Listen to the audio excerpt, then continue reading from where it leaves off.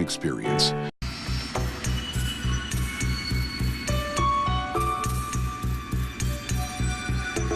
The two governments had agreed that Henry Kissinger's presence be kept secret. If the mission failed to produce a diplomatic breakthrough, no one would know. But the Chinese insisted on preserving the visit on film.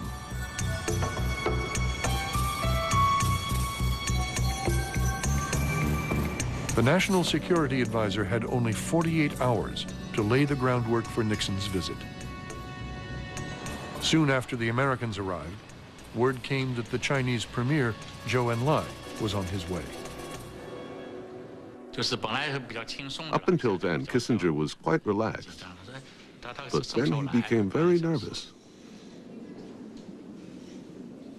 Kissinger was about to greet the prime minister of a government America did not officially recognize. In a borrowed shirt, several sizes too big. And there's that famous photograph that was taken of him and Zhou Enlai shaking hands. And whenever one saw Henry about that, he said, "Oh, there, I'm wearing that shirt," you know. And he was very, very unhappy. And on top of everything else was made in Taiwan and had a label made in Taiwan. And I used to joke that when I said to the Chinese on that trip that Taiwan was close to me, I really meant it. Just how close to Taiwan America intended to stay was the critical question. All along, Nixon and Kissinger knew the Chinese would not cooperate unless the U.S. took a step away from Taiwan. The Chinese were waiting to hear the magic words. Nixon and Kissinger were ready to say them. I drafted this opening statement for Kissinger, which said the United States did not support two Chinas, nor one China, one Taiwan, nor an independent Taiwan. And I sat there on the edge of my chair waiting for him to repeat this little bit about Taiwan, and finally he did. At which point, Zhou Enlai said, "Good, these discussions may now proceed." Kissinger spoke carefully from thick briefing books. His counterpart, Zhou Enlai, appeared relaxed and more spontaneous.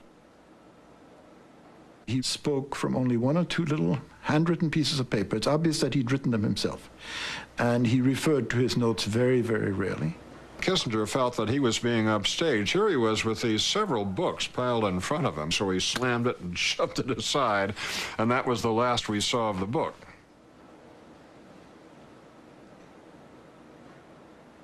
Kissinger then asked the Chinese for help in ending the war in Vietnam. Zhou Enlai's reply was about what you might have expected it to be. No deal. U.S. troops must go. You must just get out. Let the Vietnamese solve their own problems. But at the same time, the very fact that he was meeting with us could be seen by the Vietnamese as an act of treachery. The next morning, the Chinese took Kissinger sightseeing. He had just one day left and did not have the invitation for President Nixon in hand. The trouble was the wording. The Chinese wanted this brief announcement, in effect, to say, President Nixon was dying to go to China, and we're gracious enough to let him come visit us. The United States wanted to say, China would like to have Nixon come. Nixon's delighted to accept their invitation.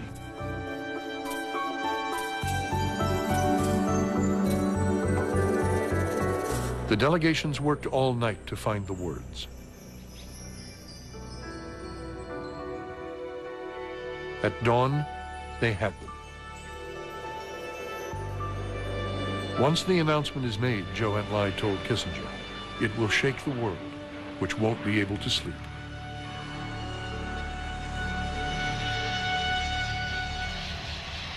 The announcement I shall now read is being issued simultaneously in Peking and in the United States.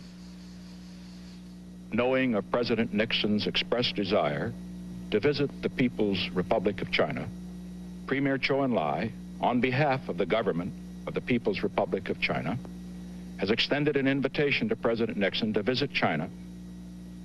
President Nixon has accepted the invitation with pleasure.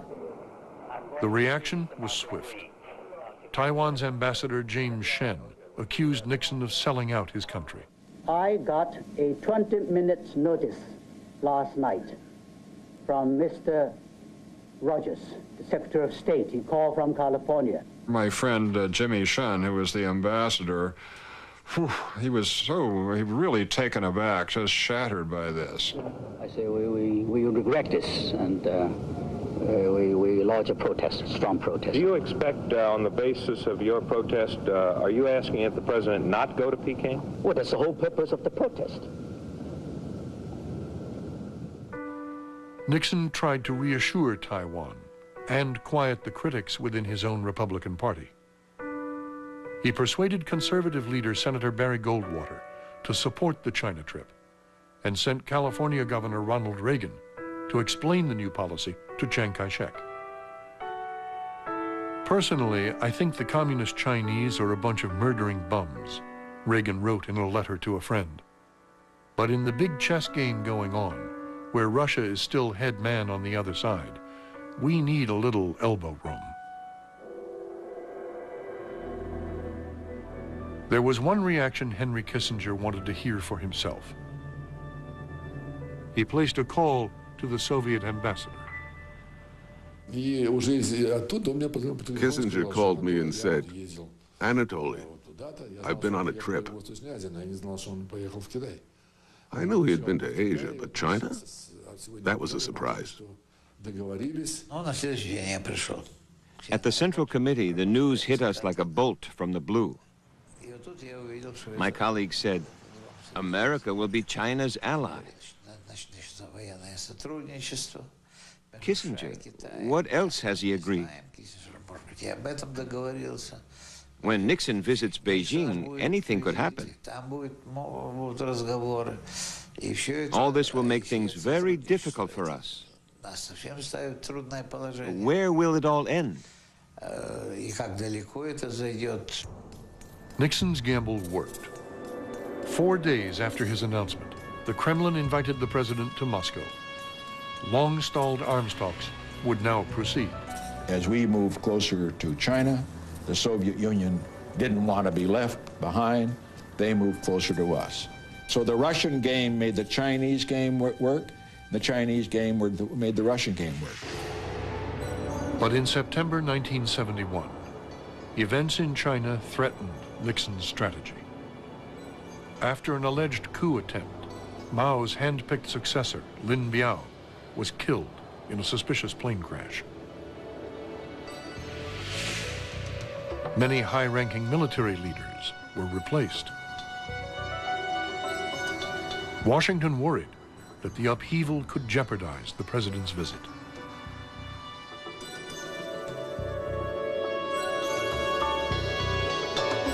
To test the waters, a full-scale dress rehearsal was mounted in January 1972. Once again, the president bypassed his State Department and chose Kissinger's deputy, General Alexander Haig, to represent him. Much to the surprise of everyone, including myself, the president reached down and asked me to do it. I suspect he was trying to keep peace in the family, and I didn't represent a threat to anyone. Home movies of the trip were taken by Nixon's chief of staff, Bob Haldeman, and his aide, Dwight Chapin.